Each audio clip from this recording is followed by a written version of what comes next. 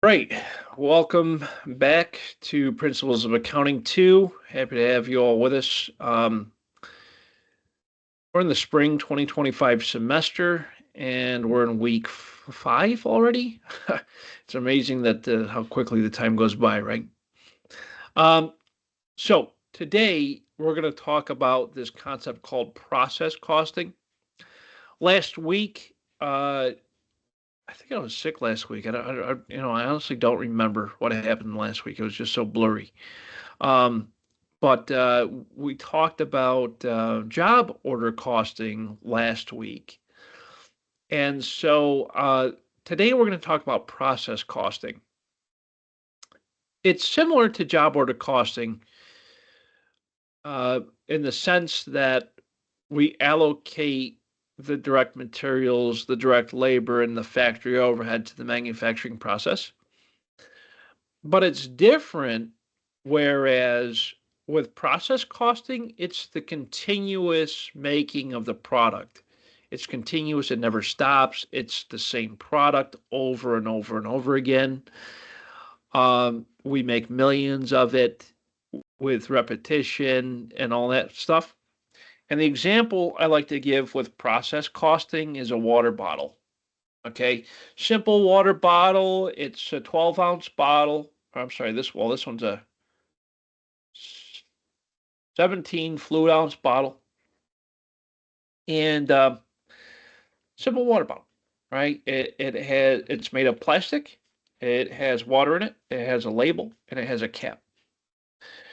And we make millions of these water bottles every single day. Every single day, we make millions of these. And then we sell them and we sell them and we sell them to everyone, all the grocery stores, all the retailers, whatever's, doesn't matter. We're going to keep making these even if we don't sell them, okay? Because this is a commodity. This is life. This is water, right? So that's process costing. We continuously make the same exact product over and over again. We allocate the cost by averaging across the units produced during that accounting period. That's process costing. Last week, we talked about job order costing, which is assigning costs related to each individual job or each individual customer order. So that's much different than process costing. So today, we're going to talk about process costing. So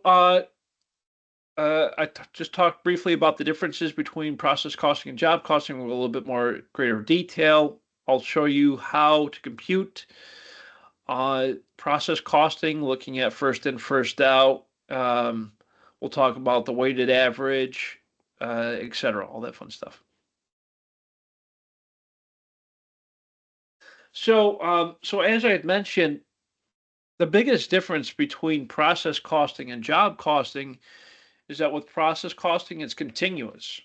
It's used for the mass production of the same product or a similar type of product. So here we have the example of the water bottle. So this product right here is mass produced. It's the same exact product over and over and over again. And we make millions of these every single day. And it's the same exact continuous flow. So think about like how a manufacturer that makes a water bottle would be set up. Um, we have we have a machine that molds the plastic, and then the plastic mold, the empty bottle itself gets onto a conveyor belt, and it's in line with millions of other bottles. It goes down the line, and it gets filled with water. A label gets put on it, a cap gets put on it. It goes off the line, puts onto a pallet with millions of other bottles wrapped in plastic, and then sent off to the store. Right? That's the process.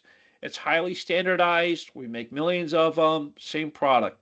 That's process costing. Examples of process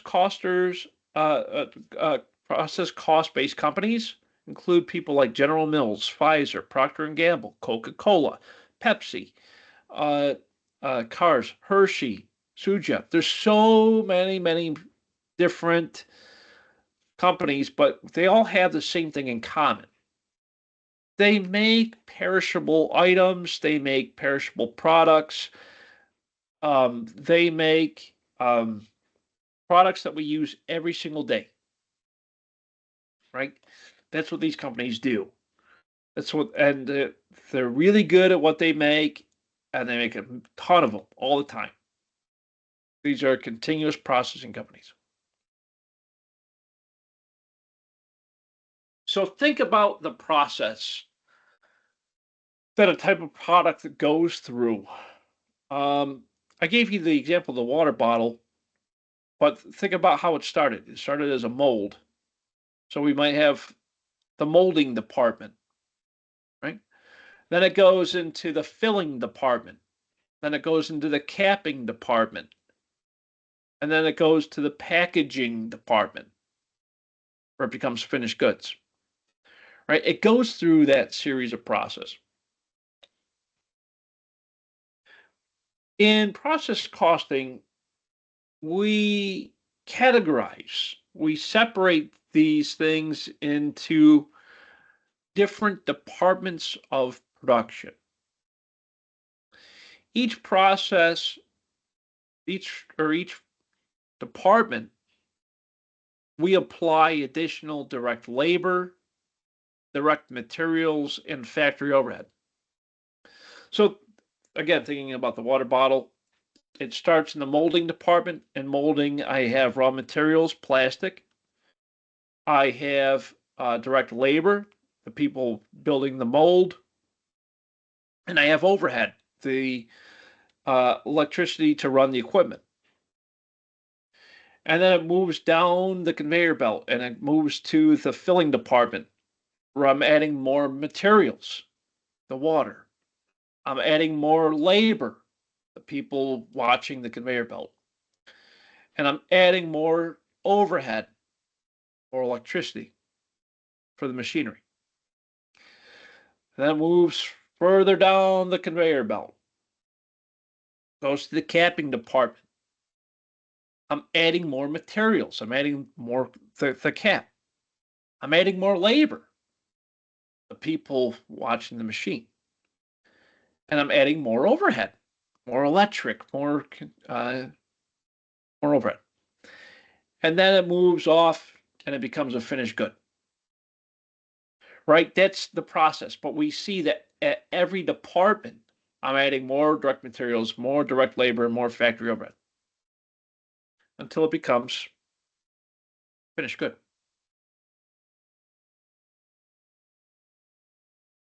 Okay.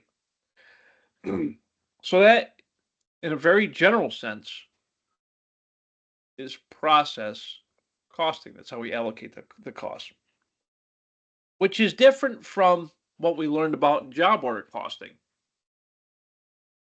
In job order costing, we talked about how each individual customer order represents a job.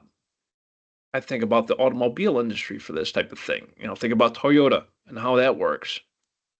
Customer places the order. They go onto the website, they select the type of vehicle that they want built, they select the model, they select the features, the color, etc. And then it goes into, from the order, gets placed, they take raw materials out and they put it into work in process. We add direct materials, direct labor, factory overhead to the work in process. And then it becomes finished goods. And it works that way for every single job.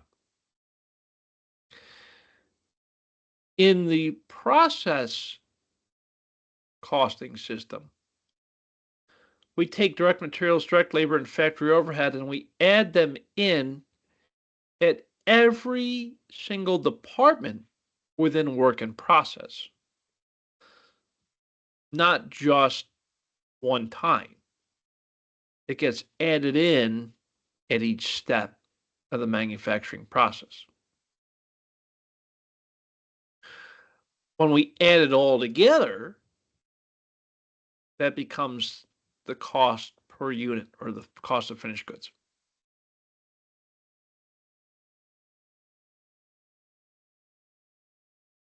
So I'd mentioned that with process costing, we do this using a weighted average. Now, the most typical way that businesses do this is we take the total cost of manufacturing, you know, direct materials, direct labor, factory overhead, the total estimated cost of manufacturing, take the total for the whole year, and we divide that by the number of units we expect to produce during that year.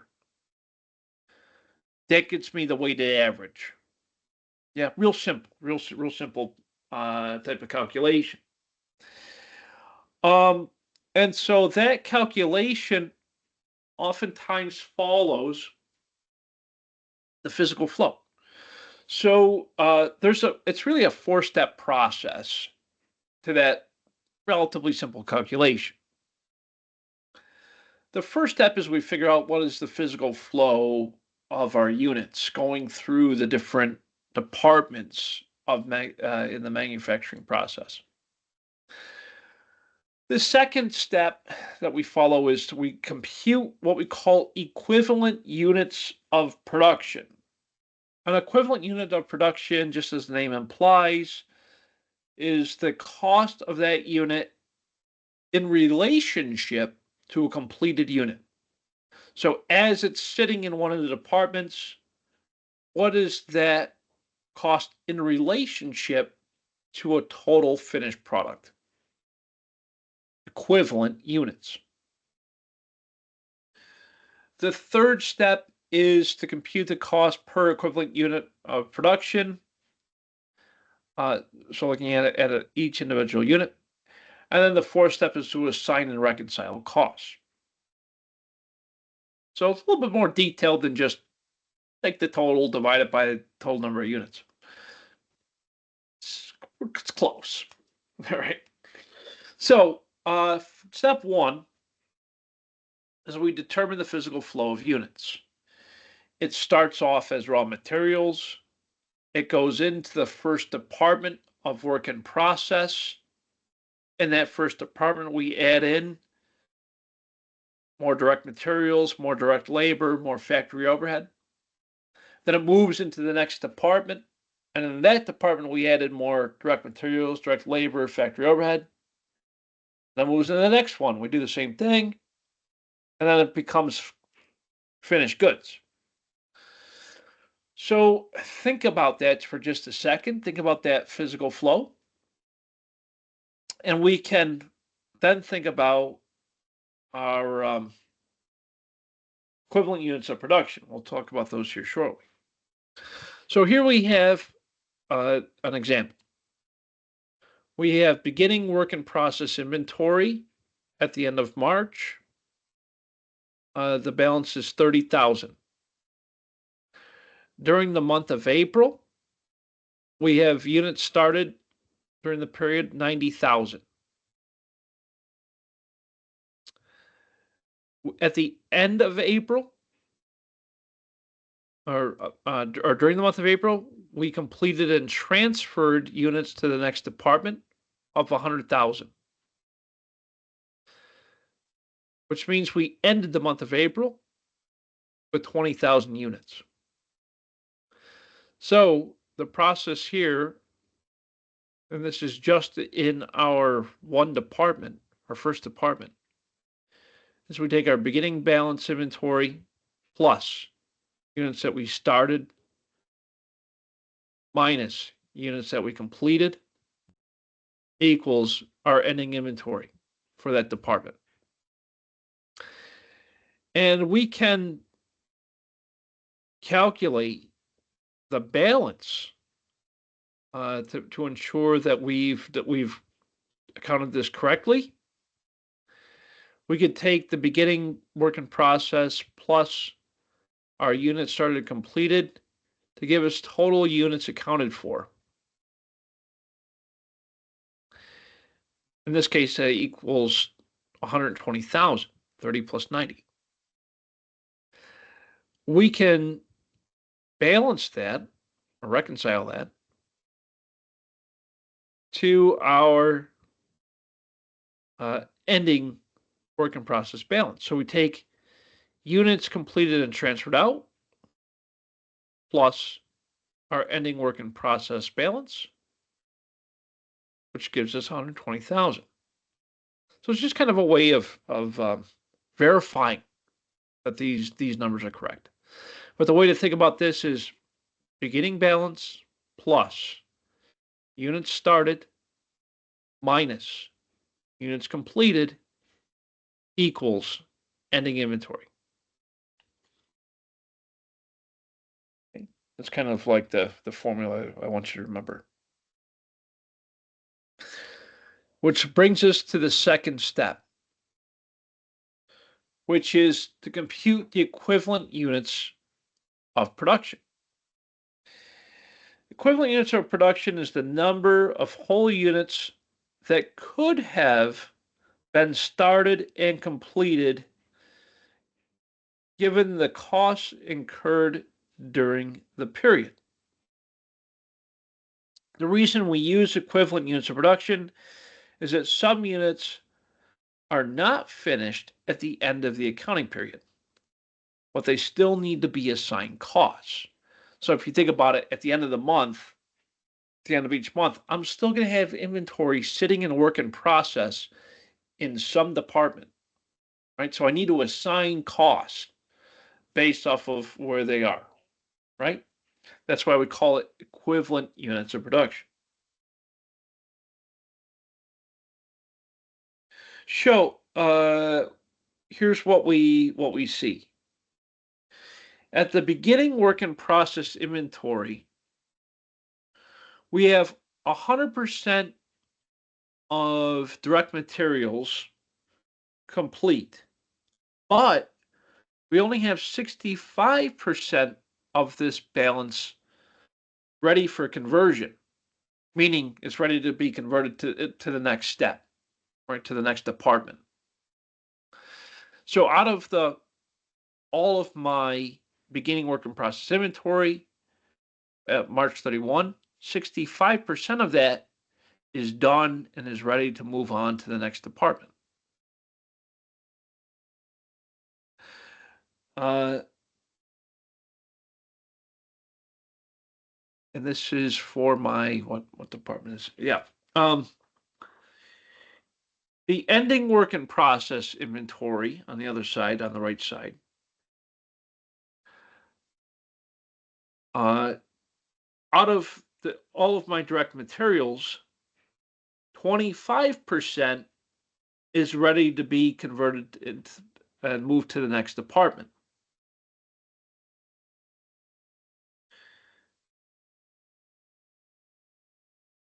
So ultimately, what this shows us is the percent at each part of the month that's been completed and ready to be transferred to the next department or converted to the next department. What do you think about it?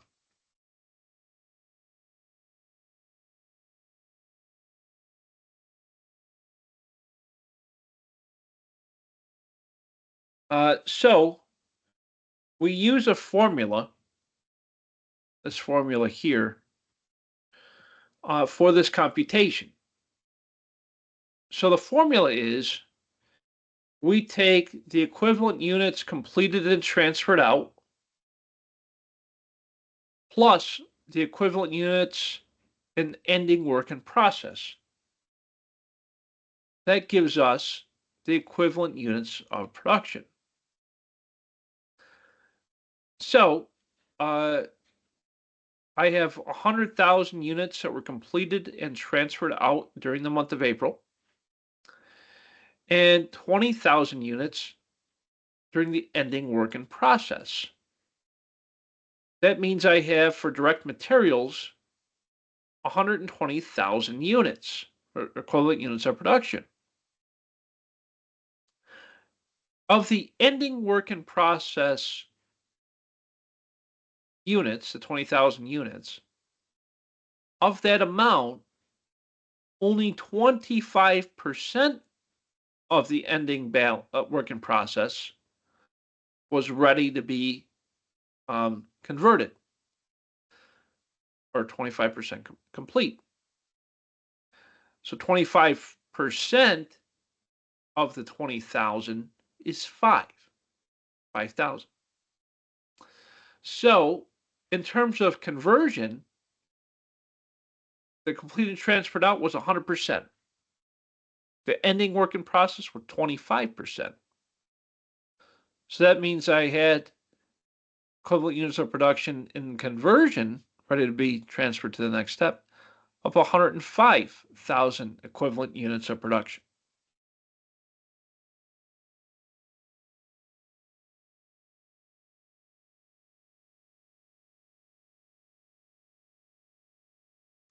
The third step in the process is to compute cost per equivalent unit of production. We use the equivalent units of production from step 2 along with the cost data to compute the cost per equivalent unit. Okay. So to compute the cost per equivalent unit, we add costs for beginning work in process to the costs added for this period. And then we divide the equivalent units of production that we got from step 2. So here we see the example using that data. So at the very top, we have the data, and then toward the bottom, we have our information that we got from step 2. So here's how it works. We take the cost at the beginning work in process plus the cost added in for the period that we got from the data above equals total cost. So under direct materials, we take our beginning work in process for direct materials plus our cost added during the period equals the total cost of direct materials, in this case 360. We divide that by the number of equivalent units of production that we got from step 2. For direct materials, it's 120,000 units, or 100%. So we take 360,000 divided by the 120 to get $3 per equivalent unit of production. When it comes to the conversion costs, as you recall, it was 100% of the direct materials and then 25% of the ending work in process inventory. So that got us to 105,000 equivalent units of production. We got that information from step 2. So we take the beginning work in process of 108,900, which we got from the data above, plus the cost during the period, 376,200, which came from the data above, to get 485,100. We then divide that by the equivalent units of production converted, which is 105,000 units, to get $4.62 per equivalent unit of production. The fourth step in the process is to assign and reconcile the costs. We use the equivalent units of production that we got from step 2 and the cost per equivalent unit from step 3 to assign the 100,000 units completed and transferred out and the 20,000 units in the ending work in process inventory. So we take the 100,000 equivalent units of production times the cost per equivalent unit. For direct materials, that's $3. That's 300,000 total. We take conversion, equivalent units of production, 100,000 times $4.62 gets us 462,000. We add direct materials plus the conversion total cost together to get 762,000. Then we look at the ending work in process. We got 20,000 equivalent units of production at $3 per equivalent unit is $60,000. We take the conversion rate, 25% of the direct materials. In this case, it's 5,000 units times $4.62 cost per equivalent unit equals 23,100. We add those two together to get 83,100.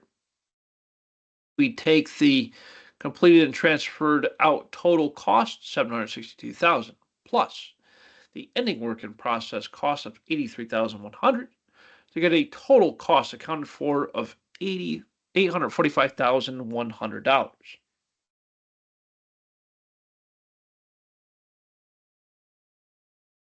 And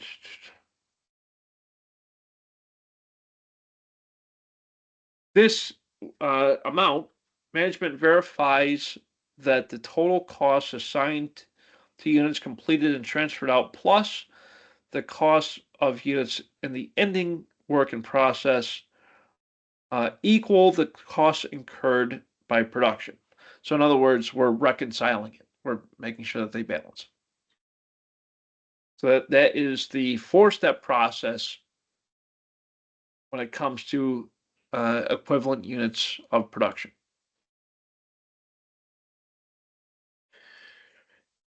In manufacturing and in business, it's important that we have and understand our controllable costs.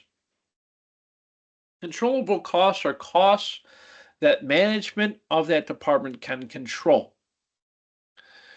For example, a manufacturing department manager can control things like direct labor and direct materials. As a manager, I can control direct labor, I can control direct materials. I cannot control things like factory overhead. It's a little bit more challenging for a manager to control. So, a manager has to be able to control costs. And the reason why we need to be able to control those costs is we need to compare them to prior months and take necessary action when needed, right? It's important as managers that we have the ability to control our costs. It's also important for management to evaluate the performance of the department. Top management can evaluate the department manager's performance based on their controllable costs or the ability to control the cost. Cost per equivalent unit are often compared to the budgeted amounts in this case. That's how we evaluate the performance. It's also important for management to evaluate process improvements. Organizations strive to improve processes. The success of the process improvements can be evaluated by examining how costs per equivalent unit change after process improvements have been made. And of course, it's also important to prepare the financial statements based off of this information. The cost of goods sold and ending inventory amounts computed from the process cost data are reported on the income statement and the balance sheet. Cost of goods sold, as you recall, are on the income statement just under your sales and before your expenses. Sales minus cost of goods sold equals gross profit minus all your expenses equals net income. That's the income statement. We have ending inventory on the balance sheet. As we discussed earlier in class, under inventory, we have direct materials inventory, work in process inventory, and finished goods inventory. These are all current assets on the balance sheet. So that's the type of cost information we generate from going through something like equivalent units of production. Now, management also typically prepares this thing called a production cost report, and we do that using weighted average.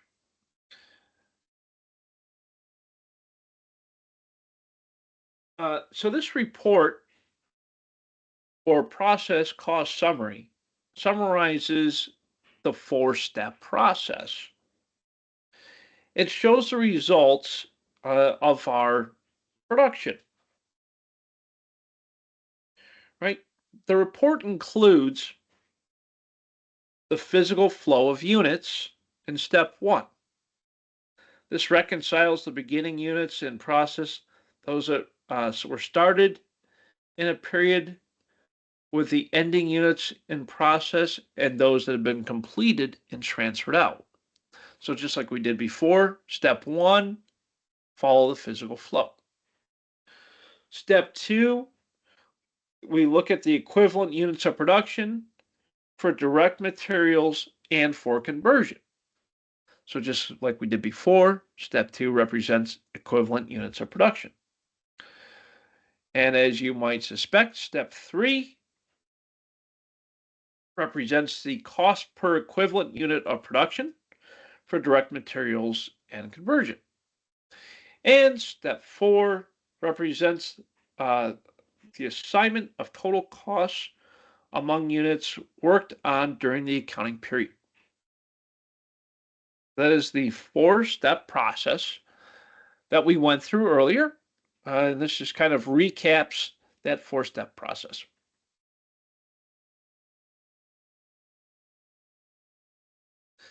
So let's take a look at that physical flow of production as it relates to process costing. So think about the physical flow. We start as raw materials. It comes out of raw materials and it goes into work in process. With process costing, we have a lot of different departments. So it starts in the first department within work in process, then moves to the second department within work in process, then maybe the third department if there is one, and then it moves out of work in process and then the finished goods inventory. As it moves through that process, we're adding in additional direct materials, direct labor, and factory overhead at each department. At each department. Okay, so I added more direct materials, more direct labor, more factory overhead at each department. Okay?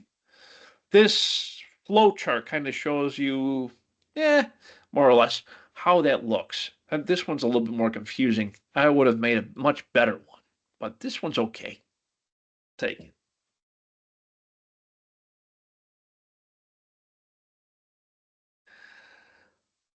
Uh, it is important that as the inventory flows from one department and work in process to another, that we account for that flow of inventory. And we do that with a series of adjusting journal entries at the end of each month. So here we have some data for the month ending of April. And so using this data, we need to make a bunch of journal entries. So here are the first few journal entries that we would need to make to account for the movement of raw materials in each department. So the first transaction we see here is when we're purchasing raw materials from our vendor. So we debit raw materials inventory and we credit accounts payable.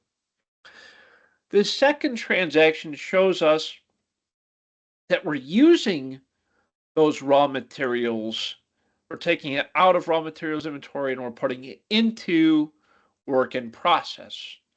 Now we can see that we have multiple work in process departments. And the raw materials we're using are used in those multiple departments. So we allocate them based off of their usage in each department.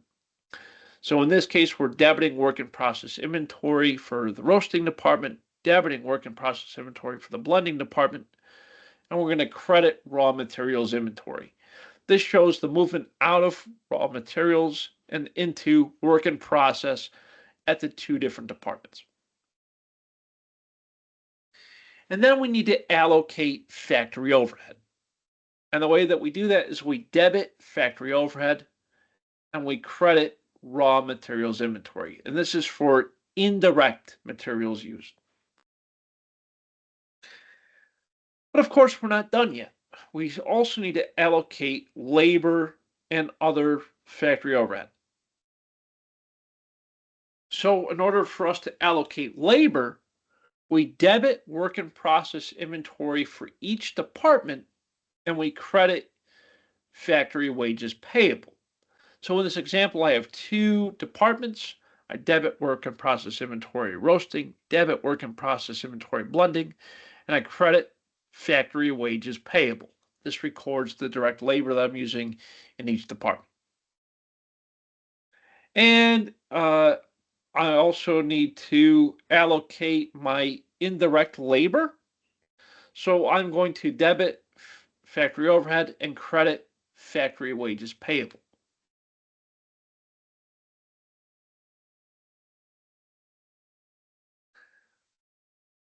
Let's see here. And then I have my other factory overhead allocations, things like insurance, utilities, depreciation expense, etc. All these things have to be allocated. So I debit factory overhead and I credit things like prepaid insurance, utilities payable, accumulated depreciation, and I'll probably credit cash as well for the cash payment of those payables that we identified earlier. And we also, and the way that we apply that factory overhead to the individual departments, because as I mentioned, we need to apply overhead to each department in addition to direct materials and direct labor, is we allocate it based off of our predetermined overhead rate. In this case, our predetermined overhead rate is a percentage of direct labor. 120% in this example. So we take our direct labor cost for each department and multiply that by 120% to get the allocation of overhead for each department. So direct labor cost times the predetermined rate equals the applied overhead for each department. And the journal entry I would make here is I would debit work in process inventory for each department and credit factory overhead. This applies the overhead rate to each department.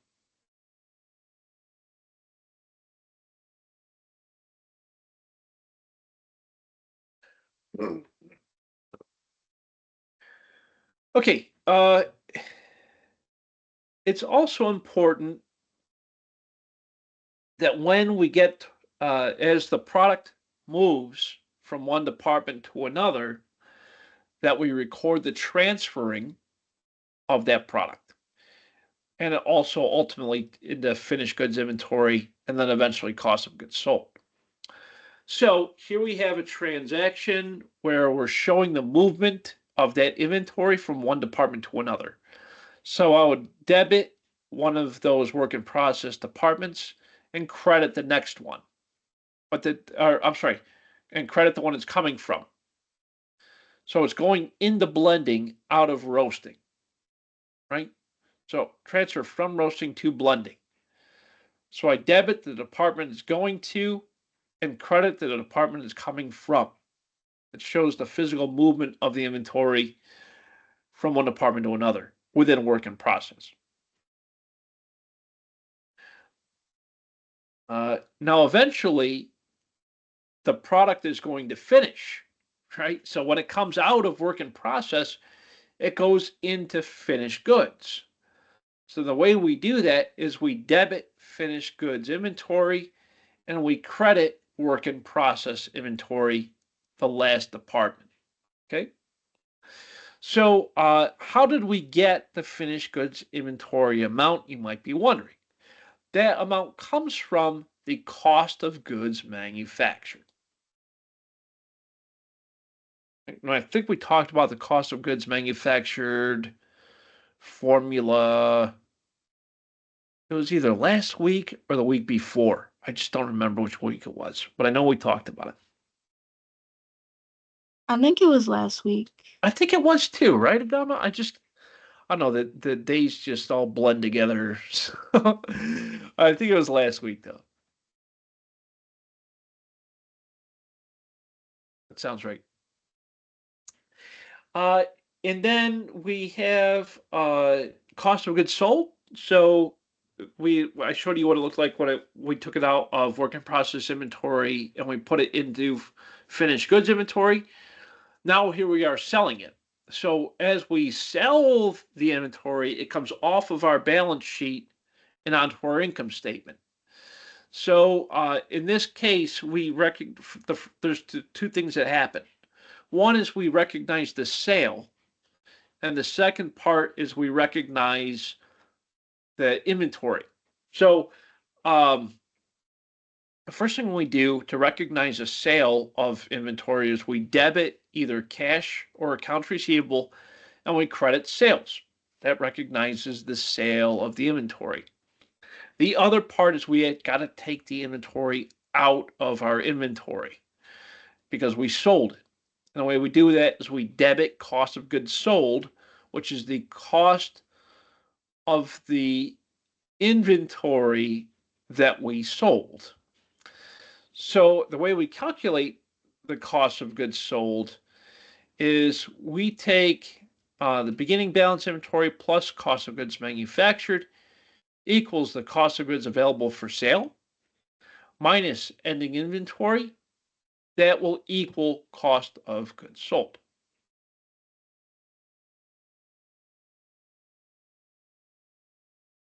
Let's see here. Then, of course, we finalize our financial statements. We got our income statement and balance sheet. We just kind of summarize those. For managerial accounting, again, we don't need to follow generally accepted accounting principles for this. This is really just for our internal information. And so here we have the income statement. We got our sales minus cost of goods sold equals gross profit. And if you wanted to keep going, minus all your expenses equals net income. On our balance sheet, we have our updated balances, our assets, our liabilities, and equity. But of course, under our assets, we have our inventory. In inventory, we have three different accounts. We have raw materials inventory, work in process inventory, and finished goods inventory. Right. Um, so that's really important. And then I also wanted to talk briefly about the cost per completed unit. A really great formula to know. The cost per completed unit basically tells us the cost of each unit, right? In a real simple way. So we take the cost of goods manufactured during the accounting period, divided by the number of units transferred to finished goods. That gives us the cost per unit, right? In this case, $13.02 in this example. That's good to know. A couple of other, I guess, good to know things is a couple of trends that we have when it comes to process manufacturing. As you know, it's a continuous process. I think about the water bottle example. This is highly automated, right? It's very rare that humans actually get involved in the manufacturing process of a water bottle. The molding process, everything's automated. So it goes onto a conveyor belt, everything's automatic. Robotics and automation is real heavy when it comes to process manufacturing. Uh, a few things have changed over time. Things like the process design. This is where the concerns of with production and efficiency can lead to companies to reorganize production processes. For example, instead of producing different types of computers in a series of departments, a separate work center for each computer can be set up in one department. So we call it decentralization. That's part of process design. We have just-in-time production, which I know we talked about before, but it minimizes waste, right? It gets the product to the customer just in time. We talked about just-in-time production before. Automation, that's very heavily used. Continuous processing, that's what it's all about. It's a 24/7 operation. And then companies, of course, are becoming a lot more service-oriented and with a customer focus. So for example, Nestle will take feedback about their water bottle design and make adjustments accordingly based off of what their customers are saying. So those are just some trends in manufacturing today.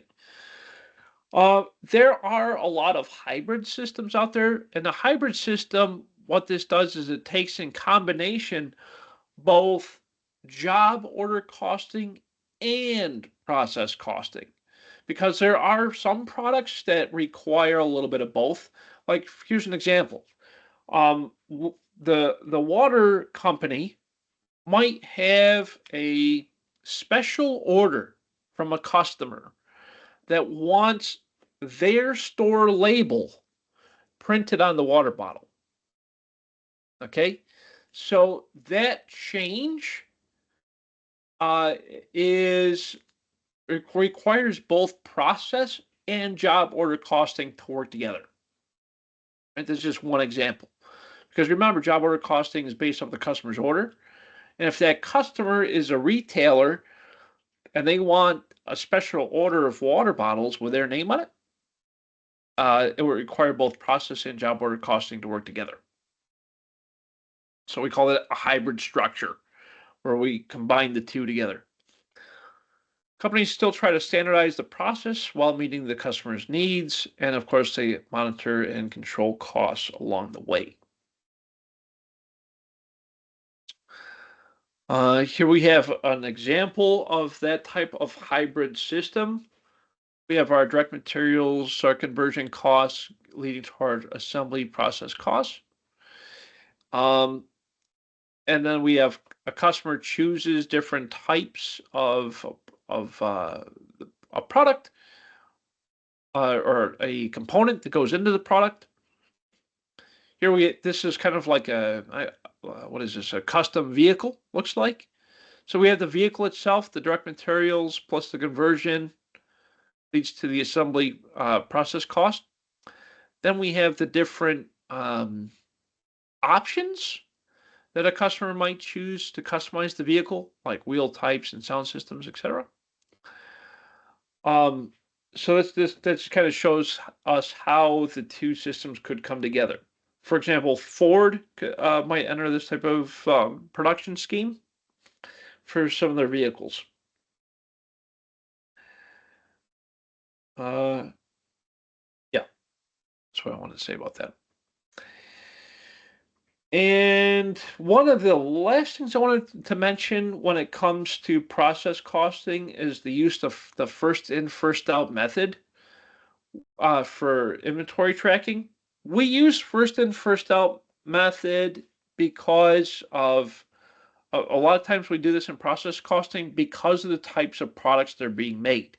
So if you think about, for example, water, perishable product.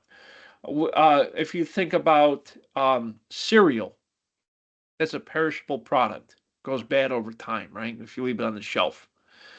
Think about other produce and things like at the grocery store, all perishable products. They go bad over time. So because the majority of manufacturers use the process-based costing system, the majority of their products are perishable products. Therefore, they're probably going to end up using the first in, first out method. So in order to do this, we determine the physical flow of units, The second step is we compute the equivalent units of production. The third step is to compute the cost per equivalent unit of production. And the fourth is to assign and reconcile costs. Sounds very similar because it is. It's extremely similar to the same 4 steps that we went through before. Now, of course, the only real difference here is going to be the physical flow of the units. It's first in, first out.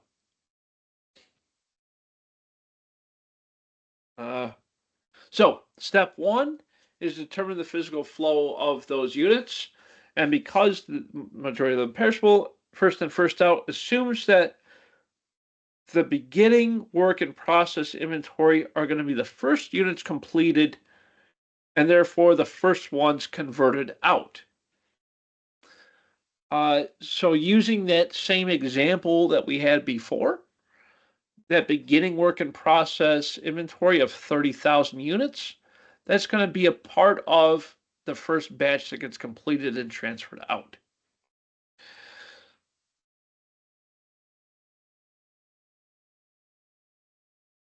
So here's what it looks like from that perspective. So end of March, we have 30,000 units. We started the month of April with 70,000 and ending April with 20, just like before. Of course, the biggest difference here is that those 30,000 units that we started with, we know that those are a part of the total and completed units for the month.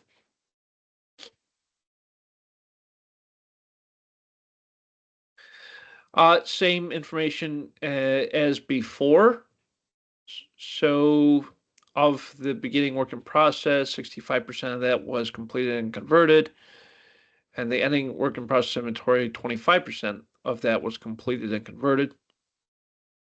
For the equivalent units of production, we took the number of equivalent units needed to complete the beginning work in process, plus the number of whole units started and completed and transferred out, plus the number of equivalent units in ending work in process. That gives us the equivalent units of production.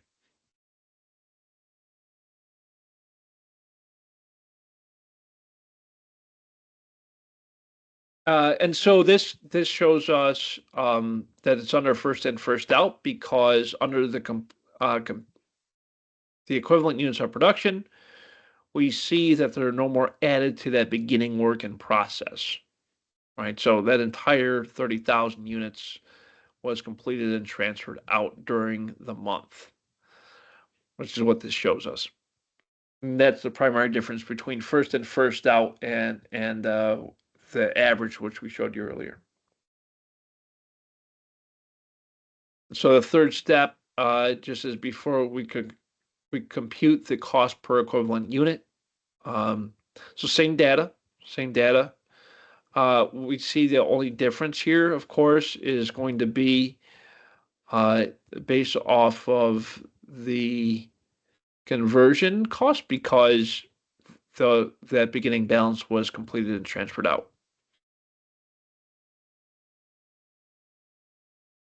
And then the fourth step is to assign and reconcile the costs, just like before.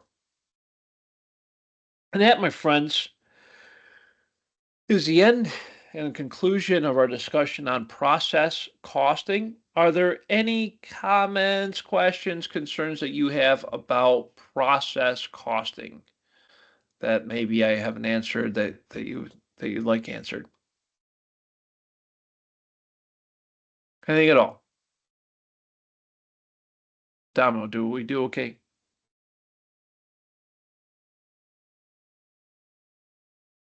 We good? Yeah, I'm good. Okay, awesome. Great. Okay, just as a reminder, what we have to do for Sunday night is there is a quiz related to process costing. So please make sure that you take care of that by Sunday night. In the meantime, if you need anything, just feel free to shoot me an email or call me or whatever, and be happy to get in touch with you. I appreciate all of your hard work. Let's don't slow down. Let's keep up the momentum. And we're doing well so far. We're working our way through week 5, and we got a couple more weeks to go. then we'll get to the midterm and then all that jazz. And then the rest of the semester will fly by like it normally does. But again, appreciate all of you. I hope you have a great night. Stay safe, stay warm, all those good things. And I'm going to see you all next week Thursday. So I think, so where are we today? So what's that? The 20th. So I will see all of you on the 20th of February on campus, hopefully. And until then, stay safe, stay warm. Get your work done. If you need anything in the meanwhile, just give me a call. I'll be around. Okay, thank you all so much. Thank you. Have a great, great night. Thank you so much. All right, thank you. Take care. Bye-bye. Bye. Good night.